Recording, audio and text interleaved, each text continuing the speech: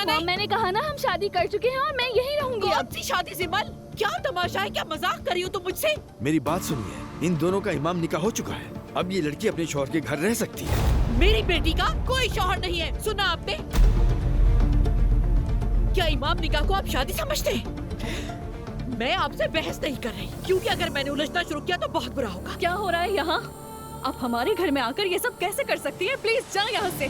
तुम बीच में ना आओ, मेरा तुमसे कोई वास्ता नहीं है। मेरा वास्ता सिर्फ मेरी बेटी से है। मैं अपनी बेटी को लेकर जा रही हूँ। चलो सिमल। मैं आपके साथ नहीं जा रही हूँ। सिमल, मैंने कहा चलो। मुझे पागल मत करो और इस चीज को अपने सर से उतारो। मॉम! ज़ैनब साहिबा, आप हद से बढ़ रही ये हैं। कोई शौहर नहीं है तुम्हारा। चलो मेरे साथ।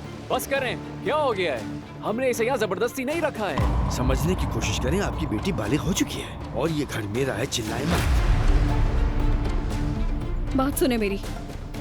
अगर जिमल आपके साथ जाना चाहती है तो आप इसे ले जा सकती हैं, लेकिन यहाँ पर शोर मत करें क्योंकि मेरी अम्मी बीमार है और वो ऊपर है। समझ गई आप? अगर आप पास ना आई तो मैं पुलिस को बुला लूंगी।